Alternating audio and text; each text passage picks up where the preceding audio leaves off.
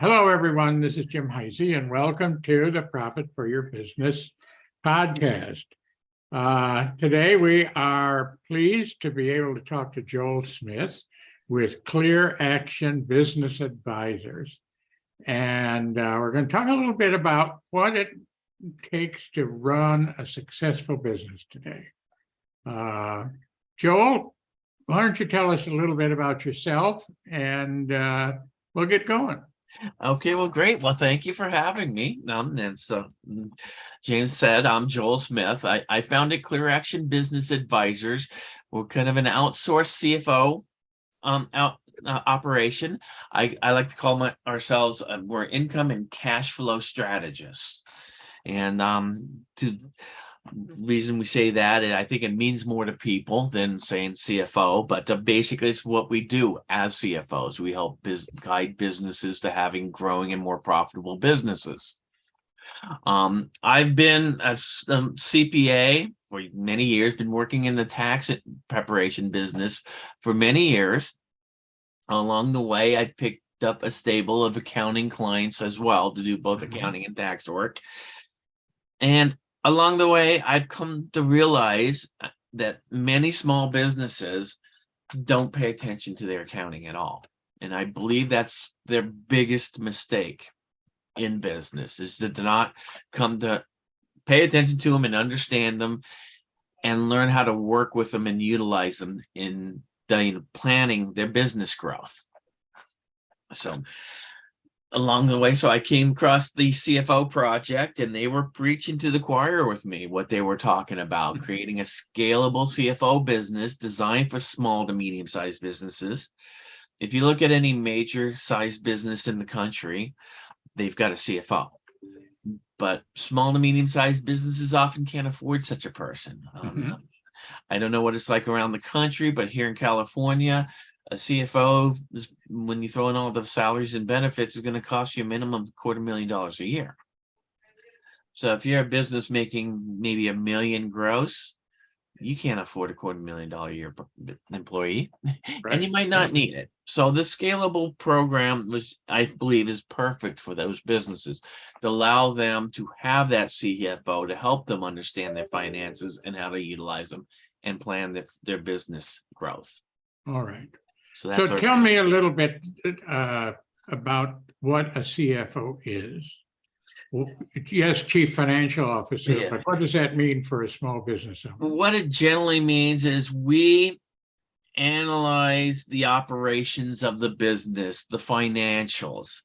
We figure out a company's strengths and weaknesses. We track profit and cash flow, and help come up with specific steps to move the company in a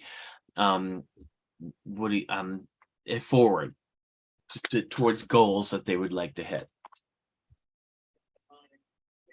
Is that from what I know of small business owners, they often don't know how to do that. I mean, the classic example is, I'm a great plumber. I work for a company. I want to start my own business. Great. Now I have created my business, and I'm still a great plumber. But all of a sudden, there are a whole bunch of things that are going on that I don't know how to do. And it's okay, but you got to learn them, right? Or you're not going to last. Is that right? Well, you got to learn them, or at least come up with a strategy for having them learn. Yeah, and basically, this is very common with small businesses. It's usually somebody's very good at their particular skill or whatever they do, and they decide they want to go into business. But now all of a sudden, you're wearing all the hats, and you've probably only been trained to wear one hat, right? The other ones you haven't been trained to. And quite frankly, it doesn't matter, because most people find the education they receive throughout their life has never been to prepare them to be a business owner. Right. Education from kindergarten all the way through college is all designed to teach us to be employees. So when you go out in business on your own, you really are on your own. You've got no background for it, and it's tough getting that guidance. But you need it. because like, as you mentioned, you're probably very good at what you do, but now you got to be in charge of the administrative duties, the marketing, the finance. And so if you've not been trained in these things, you're probably not very good at them. You probably avoid them, and then you become the bottleneck in your own business. Yeah, Yes. I think that's an important point. I don't want to deal with finances, you know, I have an accountant. Right. He tells me I'm making money, but he doesn't speak my language every once, you know. And that's kind of, therefore, as a small business owner, I don't want to do it, and my books are a mess. Is that kind of what we deal with? that's kind of another thing I'm kind of learning. Well, I know this. I hear this from people all the time. It's like, I would like more input from my CPA. And having been, I'm a recovering tax preparer, I call myself. I sold off the bulk of my tax practice before my last tax season to pursue this specifically. And because the CPA doesn't have time. Their model is based on getting accounting records from bookkeepers or whatever and pumping out a return for a fee. And in order to make a living out of this, they've got to do this for hundreds of clients. They don't have the time to sit down with each client and go through everything. So they might give you a little tax advice here and there, but they don't really have the time. They're not really set up to do that. And so, and I find bookkeepers, there's some good bookkeepers out there. There's a lot of really not so good. QuickBooks is a nice program, but I find that it's kind of deteriorating the accounting industry because it's allowing more and more people who have less and less background in counting to try to do this. Call themselves an accountant. Right. And even I've come across bookkeepers who did not know what a balance sheet was. Yeah. So, and the CPAs, I mean, I guess they get the books, they adjust them as best they can to put out that tax return, send the bookkeeper the financial statements. And by the time you get a correct set of books, it's probably months after. And you can't use books like that in order to drive your business decisions. You need regular accounting, correct accounting on a regular basis, timely basis, to not only set goals, but then to analyze and track your progress towards achieving those goals. So the CPAs and the bookkeepers, they focus on reporting what's happened, and they don't really have the time to kind of try to help you plot out, well, where do we go from here? And that's where the CFO comes in. I got you. Okay. So what are I guess we've kind of touched on this. What are the problems a small business owner faces? I know that they wear all the hats we've talked about. Yeah. What other problems? You mentioned goals. Do we have to, how do we set goals? We'll kind of go through that a little, kind of track over, but it's kind of worth flushing out. The problems they have, like I said, the background they have is probably not taught them how to be a business owner. There really isn't much out there to teach you how to be a business owner. Everybody's tried to teach you how to be an employee. So you've got to figure this out. And, you know, what usually happens, people start their business and they don't really start a business per se. They create a self-administered job. They don't know how to build business systems. So they are it. They're the ones that make everything happen. And they can't take a vacation because if they take off for a week, the business shuts down for a week. Right. Because they don't have systems in place to have it run without them. And that's what a business really is something that will run on its own. It's an asset. Whereas most of these small businesses, they're really self-administered jobs. You can't really sell them because you can't separate yourself out from the business. Yeah. So you really, in order to take, I guess, the next step from when you start and you build this thing that start out as a solopreneur and turn into a real business, is you need to start building business systems. And the very first one is the accounting system, of which most small businesses owners don't take the time to look at or understand. But that's the first step. Creating that, understanding that, and then setting goals and targets and defining where do you want to go. And once you define where you want to go, you could start laying out plans on how to get there. Mhm. And that's really where understanding accounting comes in. Because if you want to create a marketing plan per se, well, can you afford it? I mean, what type of return do you want to get on the costs? You need to have ways of measuring these things in order to plan for them. Having systems in place, that usually means hiring people to run the systems. Can you afford that? When can you afford that? How much more should their coming in make you? I mean, it should at least make as much as you're paying them, but Right. really you're hoping to make a profit on top of that. And you should have a sense, okay, if I hire this person for this much, how's this going to equal to this much more in business to make it worthwhile to begin with? That's a good point. And one of my favorite people said to start the business, you really do need to start with an organization plan. Not where you are now, but where you expect the business to be in 3 years or 2 years or whatever it's going to be. So yes, you have then you need somebody to do the finances. You need somebody to do the marketing. You need somebody to do the sales. You need somebody to do the operations, Right. systems, that kind of stuff. And then if you design the business like that with who's going to be responsible, what are the responsibilities that the marketing guy has, and then think about that, get it fleshed out, and then you'll have a clearer path to to grow the business, to be the entrepreneur that you think you're going to be. That makes sense? total sense. But along with that, then you need to put behind it a budget. Yes. So yeah, you want to bring in the marketing guy. How much is that marketing guy going to cost? There's ways, you can do cheap at first, outsourcing it. But you should have a plan on that too. So what happens is, because you can do these little cheap things and try them, people tend to go about and they wing it from the seat of their pants. But you can never really build a system winging it.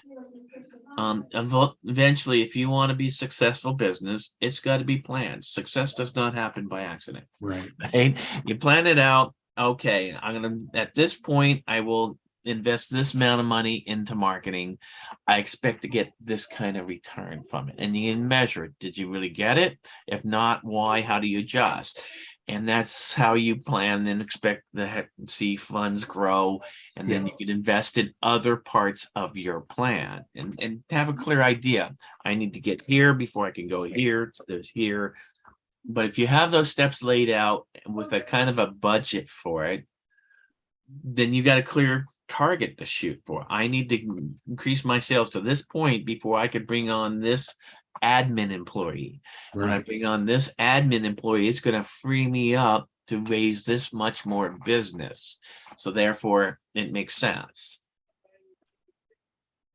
So it lets you, as the entrepreneur, spend more time working on the business rather than that job you created. Right. You could work on the business and, even the areas where you don't know so well, because you have people handling it for you. You put a budget into there, then you could be in the loop with them. You don't necessarily have to become an expert for just a second. Okay. So where were we got? So you got the budget in place and you use that to plan out how you go from this spot, what milestones you have to hit to go to the next step. When you have that kind of written out, and of course, any kind of budget, the reality is never going to match the plan, but having the basic concept of how it should work gives you a direction to move towards, and you can adjust as you go. But you kind of know what you're shooting for. And when you know what you're shooting for, then, then you got a chance of hitting it. Yeah, exactly. So people talk about drivers. They talk about key performance indicators. So those are the things that will help me measure how I'm doing and set targets so that I can grow the business and to know what I should work on next. What are some of those key performance indicators or the drivers Well, so that a small business person needs to think about? get into like drivers. A driver is something that when this goes, it creates this. So I in my program, my CFO program, I track 12 drivers. There are 6 drivers of profit and 6 drivers of cash flow. And so the drivers of profit, it starts with the number of sales transactions. And then the next one's the average value of each transaction. Now that could get a little murky depending on the business, because some things aren't so cookie cutter all the way through, or they could have different sizes. But basically the idea behind that is to have a model to project sales.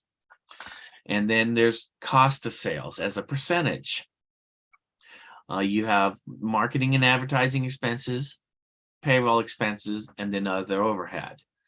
And if you track these things, when they hit certain things, it will produce a particular profit for you.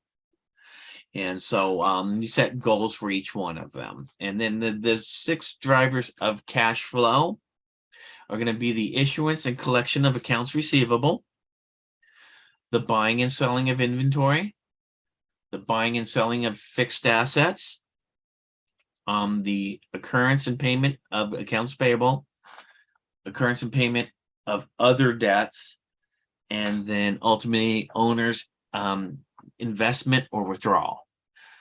And you set, specific goals on that, and it will produce a specific cash flow to the business and ultimately out to the owner.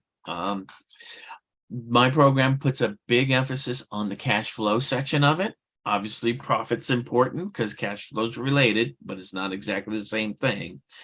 And let me ask then, well, sorry to interrupt, but what do you mean by cash flow? I hear that term all the time. Yeah. What does that really mean? So I'm starting my business, I hear cash flow. What does that mean? It's literally the cash that comes in and goes out of the business. You bring in money through sales or get accounts receivable through sales and collect accounts receivable. And so you've got literally money coming to the business. And then of course you've got the expenses. So you got money flowing out. Now, obviously you want more flowing in than flowing out, right? And it's critically important. As I was saying, I put a lot of emphasis on cash flow, because as Amazon and Tesla can show us, you could go years without a profit. They did, but they had cash. They had venture backing. So they had cash inflow all the time. You can't go a single day without cash. Once the cash is gone, the business is gone. So most businesses don't have that kind of venture backing. They've got to get their cash through their operations. The other way is possibly debt financing, which is a valuable tool, but it's also very dangerous if you're not, monitoring it. And virtually every bankruptcy is due to debt. I mean, that's what drives bankruptcy, is debt. If you don't manage your debt right, it can sink you. Yeah. And people often complain banks won't lend you money unless you can prove you don't need it. Right. I say you need a different mindset. You should never be looking to borrow money when you need it. You should be looking to borrow money when you have a clear plan on how you're going to utilize it to build the business. I like that. Yeah. And so that's kind of understanding, okay, I'm going to borrow this, I'm going to pay this kind of interest, I got to pay it back like this. How's my business going to be increased by taking on this borrowing to pay off that debt and that interest and still make a profit on top of it? And if you're managing that, then that's an extremely powerful tool. I mean, particularly in real estate, they preach it all the time, other people's money, right? It's really an option to make a lot of profit, but it's also what will sink you if you don't understand it. So is that where some of your services can help me as a small business owner, help me understand how much debt I should take And It I can talk to you as my CFO? really is, like I said, so we have those drivers, and like I said, the occurrence and payment of debt. We literally will set goals and targets. These are the debts we have, these are how they're gonna pay it off. And this is what cash flow it's gonna leave us after we do this. Mhm. And we'll plot it out. Literally, we start out and do it for a whole year. Eventually, I try to set up a 5-year plan for my clients. But certainly for the year, we set these goals and targets on all these drivers, both the profit and cash flow. And then each month we monitor it. We get the updated financials, we project out, figure out, are you on track to hit your targets or not? And I give a score: green, yellow, red. Green means you're right on target or better. Yellow, you're a little off maybe. Red means you're significantly off, and we need to pay some attention to this. And we discuss, why are you so off? And what specific actions can we take over the next 30 days to bring the business back on track? And that's the main thrust of the CFO, to track those targets and help the business owner come up with specific steps to keep them on track to hit the targets. I like that. I think that can be, it sounds like it can be really powerful for a small business owner. Again, it changes. It takes you from where you're just kind of hopping along, flying by the seat of your pants, to having a clear direction towards having a growing and more profitable business. So, I think one of the best allegories I heard of it is not having this is like getting in a car and just driving without an idea where you want to go. Yeah. You'll end up wasting a lot of gas, and you just end up lost somewhere eventually. Yeah. But when you have a clear map, okay, I'm going there. Okay, how much gas is it going to cost to get me there? Now you know exactly how to get there the fastest way, how much is going to cost you, that kind of thing. Great. So what do you think is the most common problem that your clients face? What do they really? Well, we talked a lot of this, like I said, one of them is not, they don't pay attention to the accounting because they don't understand it. And again, they end up wearing all the hats that then might not be so good. All right. So that's one. That's confounded by other issues, not having clear goals. Not having a clear way to understand their financials and how do they utilize that towards moving towards those goals. Being in that catch-22, they need more money if they want to grow their business, but they can't get more money without growing the business, right? There's always, of course, the debt you can turn to. But again, if you don't have a clear idea how that's going to grow your business, it'll get you in trouble more than it'll help you. And so those are the biggest issues that the owners face, and that's really what we're there to help out with. All right. But having clear plans. So I guess another way to ask it is, who's your ideal customer? My ideal customer, well, basically, I'm looking for customers who are looking to get serious about building a business. Like I said, many of them build self-administered jobs.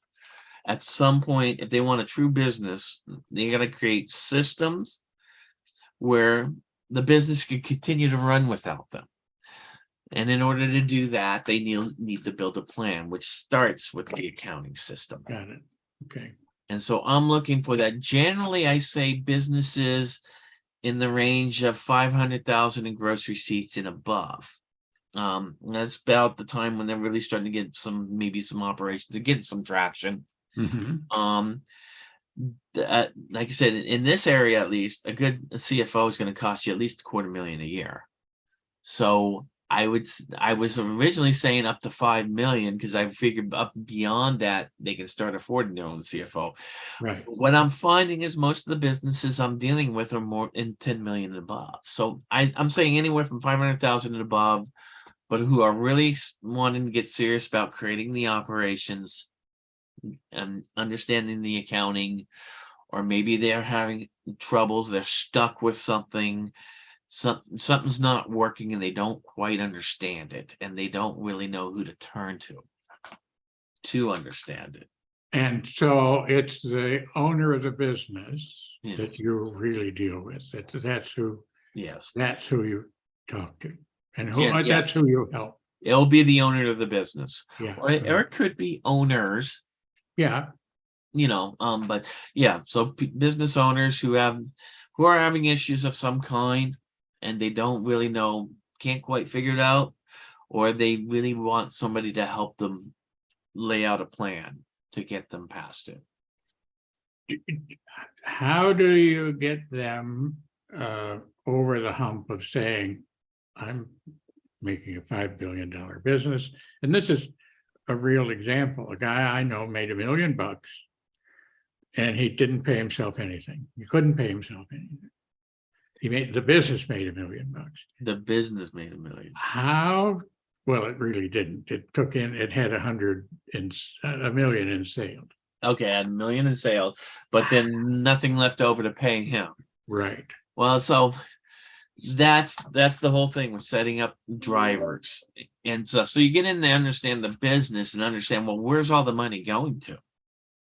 First of all, then you lay out plans over the next year. How are we going to operate this business in order to allow this owner to have something left over for himself, to pay himself? Yeah. And again, it comes down to understanding those 12 drivers, setting out specific targets that are aggressive but doable. So you want them aggressive because it'll move the business forward. Obviously, where it's at now, that business owner can't be happy with, right? Right. Exactly. And so he wants to set out some targets that will pay him something. And then you lay out and you work it out and you start tracking it. And you figure out where you're on target, where you're not, and you focus on where we're not on target. What do we need to do to get on target? And I think also I was going to ask us to think about, so here's this guy, he's not making any money. He's got to be embarrassed. He's got to be, how does he overcome? Maybe it's just, it reaches a point of pain where he says, okay, I've got to. And that's usually where it comes down. He's got enough pain that he's willing to talk to somebody about it. Yeah. And it's a relationship that you have to build. Yeah, you have to build a relationship, and that's so part you of the can trust each process. other and say, here's my problems, and let's talk about how to get it. So- and to and admit that's- that you have problems, with Yeah, somebody. so that's kind of where my process starts, with what I call a right fit call. Mhm. Well, I have talked with them, kind of get to understand a little bit about their business, what their aspirations are, but what their challenges are. And are they really at a point where they're ready to change things? Because I could give them all the advice in the world. If they're not ready to, make a change, it's not Right. gonna work. So, but if they are, then what I do is I offer them a free financial assessment that they'll share their books with me. And I'll just go through and analyze the last 3 years and tell them what I see. And that serves a couple of purposes. It gives them an idea of what it is I'm doing and how it is I can help. And and then, it also gives them an idea of what they should be getting out of their books. Mhm. Right. And chances are, like I said, the CPA doesn't have time. Probably no one's done this for them. And so I'll do this. Even if they decide, hey, I'm not quite ready to get on this program yet, I guarantee they'll walk away with a better understanding of their financial position. But also, hopefully, they'll understand how it is I can help them. Yeah. And that is a really powerful thing, Joel, because as a small business owner, it's really lonely. And to have somebody to be able to talk to and build that relationship, and say, okay, Jim, here's where you need to go, and help me get on that path to really making a real business. And that, nobody, their CPA doesn't talk to them about that. they don't know about their dreams and their aspirations and what they care about. I mean, they may, but the CPA is not the guy that usually likes to listen. I Right. shouldn't say it like that. Well, I shouldn't say it like that, but to have somebody ready and willing and able to help who can and knows the ropes is really important. the put the CPA in perspective. They're important. They help you get your tax filings done. You got to do it, and hopefully they give you some ideas on how to save taxes, Yes. which is important. But again, being a recovering tax preparer, I understand. Their business model is not designed to give a business owner ongoing information and help Mhm. them guide their business. So there is not a whole lot of people that they can turn to. And that's where you come in. Right, that's where that's you turn important. in. So, because Where who else? the CFO comes in. Yeah, right. So, I mean, if they can't turn to the CPA, who can they turn to? I mean, their Yeah. spouse probably doesn't understand their business. Maybe they talk to other business owners, but even then, you can't really understand somebody's business from an outsider point. Right. Yeah. You could talk to another business owner who will have some valuable information, but until they're in there seeing your books, which they're not, then they can't give you specifics. Mhm. And that's where the CFO comes in. They're going to come in, they're going to look at your books and then, read the tea leaves. There's a story these books are telling. You just got to decipher it a little bit and say, this is what's going on here. And that's the CFO. He comes in, analyzes that and say, okay, how do we improve this? Yeah. Okay. I like that. Yeah. So where if somebody in our audience wants to find you, how do they find you? Well, they could go to my website, which is www.clearactionbiz.com. And Okay. biz is B-I-Z. So it's just one, clearactionbiz.com. And from there, my number's on there, my email's on there. If somebody's interested in having a right fit call, they could sign up right there on the website. Or we could work out they could call and work out a time. Yeah. Like I said, the right fit call is just a quick call, usually around 20 minutes, get a general sense of one another. If they feel comfortable, sharing their financial information, I just won't have any critical information, but it'd be the numbers. They'll share their numbers. I can give them the free financial assessment and give them a clear idea of what it is that I do and how it is I can help them. All right. Great. Yeah. Anything we missed? What should have we talked about that we didn't? I think we got it pretty good. I think that covers a lot of it. I think there's a lot of business owners who are in this boat. They had the dream. They put in our heads to be your own business owner, but they never give us the education throughout our lives to do it. And so I think there's a lot of business owners who are in this boat. They went out on their own and they find there's a lot more to it. And they really use someone to help them find those little missing pieces. And having dealt with various aspects of business and various providers of different things, such as marketing specialists stuff, I can connect people to the things they need in addition to helping them analyze their numbers. Great. All right. Well, this has been fun, Joel. I appreciate the time together and your insights. And I think we've helped the people who listen to this. Okay. Well, thank you for having me then. You're welcome. Okay, great. Thanks. All right. Thank you.